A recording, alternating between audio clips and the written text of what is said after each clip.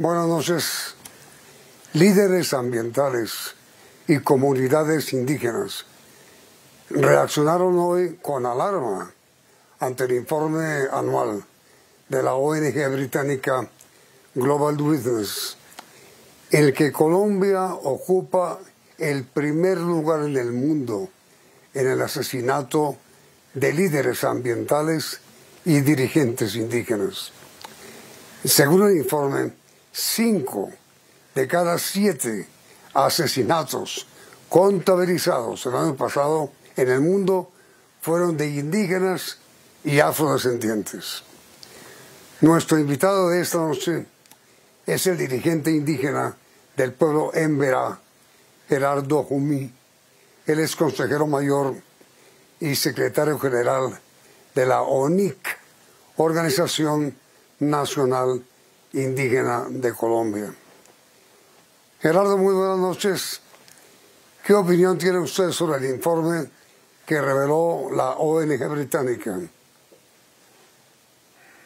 Buenas noches, doctor Yamil. Pues para el movimiento indígena de Colombia y para todos los movimientos sociales debe ser una preocupación también para el Estado colombiano y para el gobierno del presidente Iván Duque.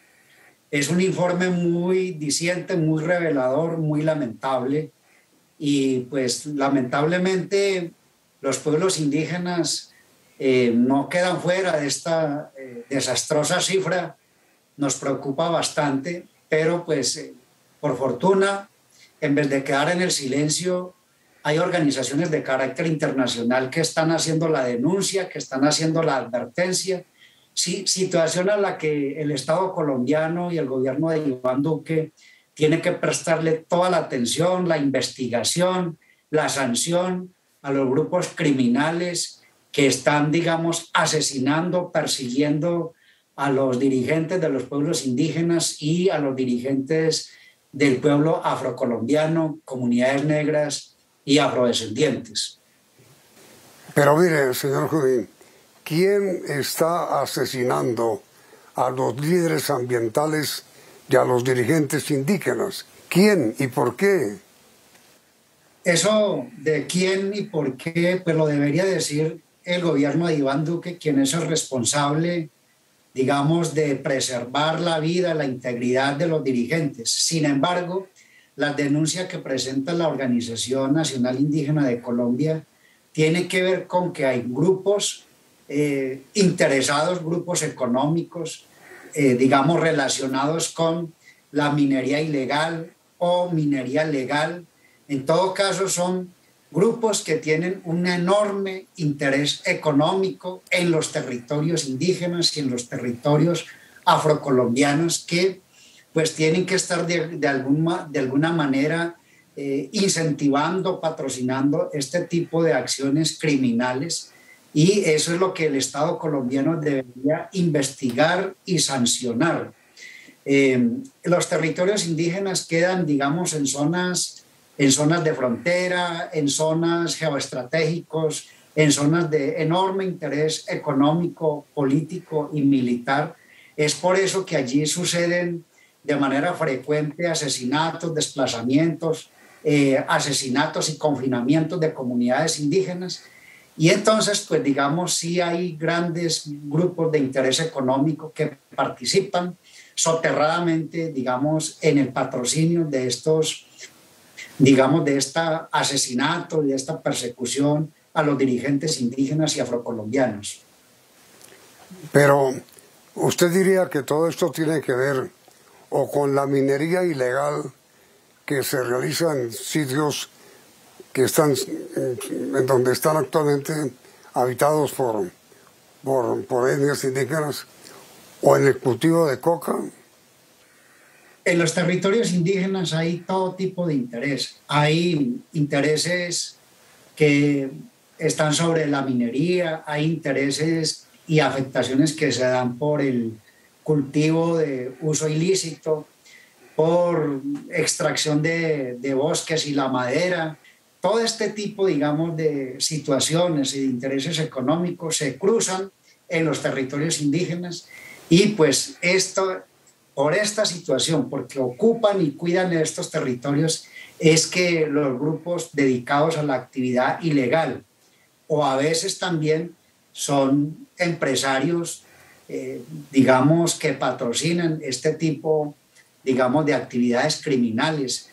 Yo creo que pues, el Estado es el que tiene la mayor responsabilidad, pero uno sí se pregunta, doctor Yamid, ¿por qué habiendo tanto ejército, tanta policía, tantos investigadores fiscales, tantos jueces, allí no hay sanción a los responsables, allí no cesan los ataques criminales y los asesinatos contra los dirigentes indígenas? La sociedad colombiana debería preguntarse qué tipo de gobierno sostiene y patrocina, qué Estado tenemos nosotros. El gobierno de Iván Duque debería estarse preguntando por qué ocurren tantos asesinatos a pesar de tanta destinación y tanto hombres que patrullan, ¿cierto? Militares, policías, investigadores, pero los ataques contra los pueblos indígenas no cesan, son permanentes. ¿Eso por qué? ¿Qué estado, en qué estado estamos viviendo? En su opinión, ¿quién está asesinando y por qué a nuestros indígenas? Especialmente en el departamento del Cauca. Pues la coca está en Nariño, está en el Valle, está en Putumayo, pero están matando a los indígenas del Cauca. ¿Por qué?